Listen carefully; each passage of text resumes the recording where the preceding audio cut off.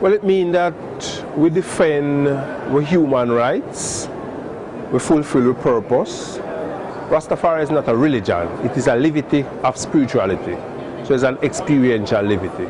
So we use universal principles to agitate and articulate who we are and to challenge some of the difficulties that we have been through.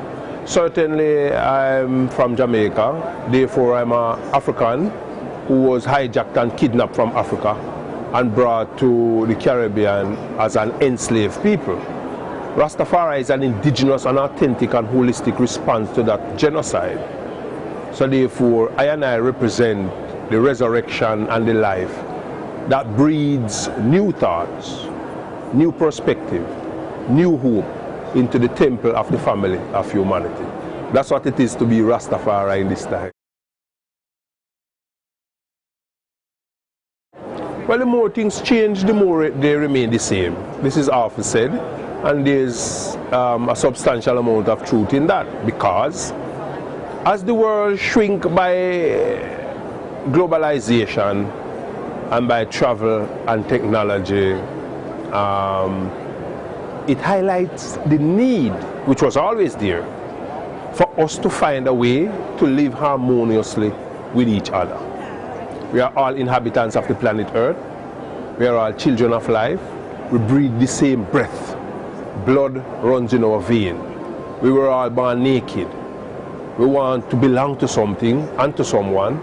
We want our children to be warm. We want to be nurtured and cared for when we are aged or when we are young, or to be sheltered when we are shelterless. So certainly, when the world shrinks, it amplifies and magnifies the need for us to live harmoniously with each other, to respect and celebrate our differences, and to stand on the common ground which we all share and work out our differences. Well, we find out, especially in recent time and certainly in a forum like this, people really connect to the notion of humanity being one family, of us being all children of one father and one mother, one God and one goddess. Because Rastafari articulate, it might sound frightening at the beginning, but people warm up to the concept that God has a wife who is a goddess. Since we are all the children of God, God couldn't have children without a woman. And so this is in harmony with the view of Rastafari. And certainly people really feel good to know that we are articulating the concept that we belong to one womb, one line, one planet Earth, one history, one existence, one destiny. I guess what is challenging, especially for people in the religious community, especially the fact that human beings don't adapt readily to change, is that we proclaim the divinity of His Imperial Majesty Emperor Haile Selassie I of Ethiopia. And it is a relationship that could best be described as diffusive osmosis, or an eponymous relationship. So therefore, I and I represent the plural personality of His Imperial Majesty Haile Selassie I, harmonizing the singularity with the plurality. And sometimes people take a time to wrap them heavens around that. Wish or hope. We're not into so much wishes, you know. We work with faith to accomplish that which we envision and bring our visions to reality. Lend voice to the voiceless. Lend face to the faceless. Lend vision to the blind.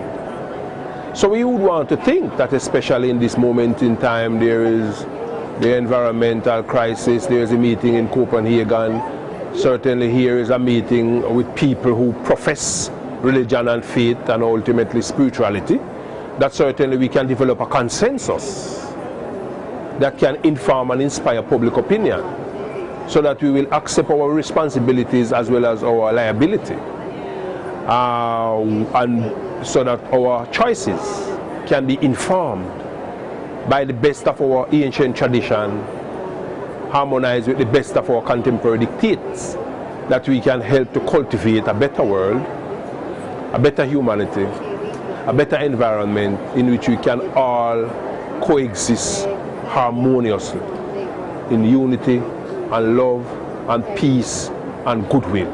So that this event, to which I've lended my presence and my energies, can at least help to solve some of the vexing problems and challenges facing humanity at this given point in time. So that certainly even in this country called Australia, where the Aboriginal people are marginalized and disrespected and reduced to inhumanity, as it is in Aotearoa called New Zealand, as it is in North and South America, as it is in the Caribbean, and as it is in Mama Africa, who gave birth to all humanity, yet was gang raped by the children of humanity. We certainly will hope that this can help the process of healing, renewal, and atonement, so that the concept to which I subscribe of one God, one aim, one destiny, one love to all humanity can be realized and practiced for the betterment and the enrichment of us, the children of the family of humanity, and of our beloved Mother Earth. So it's a Rastafari lives and rules and reigns eternally. So let the words of our mouths and the meditations of our heart be always acceptable in the eyes of the Almighty and in the eyes of all humanity. Jah Rastafari lives.